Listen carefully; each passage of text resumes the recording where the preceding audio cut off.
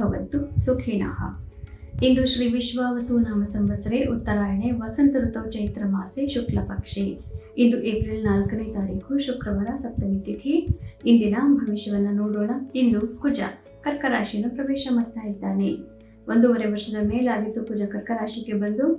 ಈಗ ಈ ಕರ್ಕ ರಾಶಿಯಲ್ಲಿ ಕುಜ ನೀಚ, ಅಂದರೆ ಅವನಿಗೆ ಹೆಚ್ಚಿನ ಶಕ್ತಿ ಇರೋದಿಲ್ಲ. ಆದರೂ ಕೂಡ ಕೆಲವೊಂದು ಬದಲಾವಣೆಗಳು ಖಂಡಿತವಾಗ್ಲೂ ಆಗುತ್ತೆ. ಇದರ ಫಲವನ್ನು ನೋಡೋಣ. ಕುಜ ಗೋಚಾರ ಫಲ. ಕುಜನ ಕರ್ಕ ರಾಶಿಯ ಸಂಚಾರ ವೃಷಭ, ಕನ್ಯಾ ಹಾಗೂ ಕುಂಭ ರಾಶಿಗಳಿಗೆ ಬಹಳ ಒಳ್ಳೆಯದಾಗಿರುತ್ತೆ. ಇದರಿಂದ ಅತ್ಯಂತವಾದಂತಹ ಪರಿಣಾಮಗಳನ್ನು ನೀವು ಖಂಡಿತವಾಗ್ಲೂ ನೋಡೋದಿಲ್ಲ. ಆದರೂ ಕೂಡ ಸಣ್ಣದಾಗಿ ನಿಮ್ಮ ಕಾರ್ಯಕ್ಷೇತ್ರದಲ್ಲಿ ಇದ್ದಂತಹ ವಿಘ್ನಗಳು ಕಡಿಮೆ ಆಗುತ್ತೆ, ನಿಮ್ಮ ಆತ್ಮವಿಶ್ವಾಸ ಹೆಚ್ಚಾಗುತ್ತೆ, ಮತ್ತೆ ನಿಮಗೆ ಆರೋಗ್ಯದಲ್ಲೂ ಕೂಡ ಸುಧಾರಣೆಗಳು ಕಾಣುತ್ತೆ. ಆದ್ದರಿಂದ ಈ 3 ರಾಶಿಗಳಿಗೆ ಇದು ಉತ್ತಮ ಫಲವನ್ನು ತಂದುಕೊಡುತ್ತೆ. ಮತ್ತೆ ಇನ್ನು ಕರ್ಕ, ಸಿಂಹ, ತುಲ, ಧನು ಹಾಗೂ ಮಕರ ರಾಶಿಗಳಿಗೆ ನಾವು ಸಾಧಾರಣ ಫಲವನ್ನು ಹೇಳ್ತಾ ಇದ್ದೇವೆ. ಇದರ ಅರ್ಥ ಏನು ಅಂತಂದರೆ, ದೊಡ್ಡದಾದಂತಹ ಬದಲಾವಣೆಗಳು ಅಥವಾ ದೊಡ್ಡದಾದಂತಹ ಮಾರ್ಪಾಡುಗಳು ಆಗೋದಿಕ್ಕೆ ಅಂತ ನಿಮಗೆ ಒಂದು ಪ್ರಚೋದನೆಯನ್ನು ಸಿಗ್ತಾ ಇದೆ. ಆದರೆ ಆ ಮಾರ್ಪಾಡನ್ನು ಇನ್ನು ನೀವು ಮಾಡಿಕೊಳ್ಳುವಷ್ಟು, ಅದನ್ನು ನಿಮ್ಮಲ್ಲಿ ತರುವಷ್ಟು ಬಲಕಾರಿ ಆಗಿಲ್ಲ ಕುಜ ಬಹಳ ಒಂದು ಪವರ್ಫುಲ್, ಅಥವಾ ನಾವೇನು ಹೇಳ್ತೀವಿ ಇಂಪಲ್ಸಿವ್ ಅಂತ ಹೇಳ್ತೀವಿ ನೋಡಿ, ಮುಂಗೋಪದಿಂದ ಕೆಲಸ ಮಾಡುವಂತಹ, ಬುದ್ಧಿಯನ್ನು ಪ್ರಚೋದನೆ ಮಾಡುವಂತಹ ಗ್ರಹ ಆಗಿರೋದ್ರಿಂದ, ಇವನು ವಿಷಮ ಫಲವನ್ನು ಕೊಡೋದ್ರಿಂದ ಮತ್ತು ಇವನು ಹೆಚ್ಚು ಬಲಶಾಲಿ ಆಗಿಲ್ಲದೆ ಇರೋದ್ರಿಂದ ತೊಂದರೆಗಳು ಆಗೋದಿಲ್ಲ.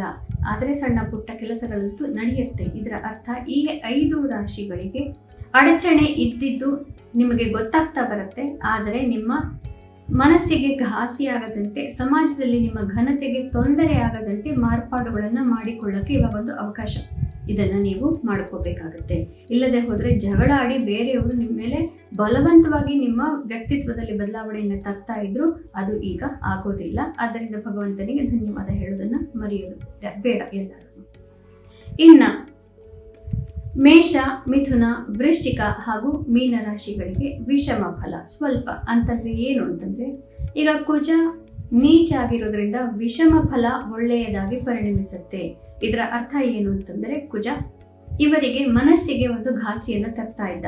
ಅವನು ಬೇರೆ ರಾಶಿಯಲ್ಲಾಗಿದ್ದರೆ ಅವರು ಮಾಡದಂತಹ ಕೆಲಸಗಳಿಗೆ ಅಥವಾ ಅವರು ಹೇಳದಂತಹ ಮಾತುಗಳಿಗೆ ಬೇರೆಯವರಿಂದ ಪ್ರತಿಕ್ರಿಯೆಗಳು ಬಂದು, ಅವರು ಹೇಳಿರೋದೇ ಒಂದು, ಬೇರೆಯವರು ಅಂದುಕೊಳ್ಳೋದೇ ಒಂದು, ಈ ರೀತಿಯಾಗಿ ಮನಸ್ಸಿಗೆ ನೋವಾಗ್ತಾ ಇತ್ತು. ಈಗ ಈ ಆಗುವ ನೋವು ಕಡಿಮೆ ಆಗತ್ತೆ. ಆದರೆ ಅವರು ಹೇಳಿದಂತಹ ಮಾತುಗಳು ಅಥವಾ ಬೇರೆಯವರು ಅವರ ಬಗ್ಗೆ ಮಾಡಿಕೊಂಡಿರುವಂತಹ ಅಪಾರ್ಥ, ಇದೆಲ್ಲದನ್ನು ಒಂದು ರೀತಿಯಲ್ಲಿ ನಿಧಾನವಾಗಿ ಪರಿಹರಿಸಕ್ಕೆ ಒಂದು ಅವಕಾಶವನ್ನು ಕುಜ ಮಾಡಿಕೊಡ್ತಾನೆ. ಆದ್ದರಿಂದ ಇಲ್ಲಿ ಮುಂಗೋಪಕ್ಕೆ ಎಡೆ ಮಾಡಿಕೊಡಬೇಡಿ. ಬೇರೆಯವರು ಏನಾದರೂ ಒಂದು ಸಣ್ಣ ಪುಟ್ಟ ಮಾತುಗಳನ್ನು ನಿಮಗೆ ಮನಸ್ಸಿಗೆ ಬೇಜಾರಾಗುವಂತೆ ಹೇಳಿದ್ರು ಕೂಡ ಅವರನ್ನು ಕ್ಷಮಿಸಿ ಬಿಡಿ. ಯಾಕೆಂತಂದರೆ ಅದರಿಂದ ದೊಡ್ಡ ಆರ್ಗ್ಯುಮೆಂಟ್ ಆಗಲಿ, ಜಗಳ ಆಗಲಿ ಮಾಡಿಕೊಳ್ಳೋದು ಬೇಡ. ಅದಕ್ಕೆ ಕುಜನಿಂದ ಯಾವುದೇ ರೀತಿಯ ಒಂದು ಪ್ರಚೋದನೆ ಕೂಡ ಪ್ರಾಪ್ತಿಯಾಗೋದಿಲ್ಲ, ಸಹಾಯ ಕೂಡ ನಿಮಗೆ ಇರೋದಿಲ್ಲ. ಆದ್ದರಿಂದ ಸುಮ್ಮನಿರೋದು ಒಳ್ಳೆಯದಾಗ್ತಾ ಬರುತ್ತೆ. ನೀವು ಸುಮ್ಮನಿದ್ದಷ್ಟು ನಿಮಗೆ ಹೆಚ್ಚು ಒಳ್ಳೆಯದಾಗುತ್ತೆ.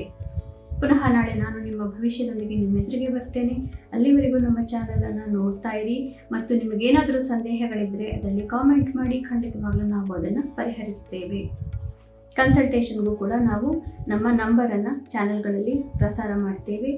ಹಾಗೂ ನಮ್ಮ ಬೆಂಗಳೂರು ಈ ಚಾನಲ್ನಲ್ಲಿ ಇಂಗ್ಲೀಷಲ್ಲಿ ವಾರ ಭವಿಷ್ಯ ಬರ್ತಾ ಇದೆ. ಇದನ್ನು ನೋಡೋದನ್ನು ಮರಿಬೇಡಿ. ನಮ್ಮ ಬೆಂಗಳೂರು ಯೂಟ್ಯೂಬ್ ಚಾನಲ್ನಲ್ಲಿ ಇಂಗ್ಲೀಷ್ ವಾರ ಭವಿಷ್ಯ ಬರ್ತಾ ಇದೆ.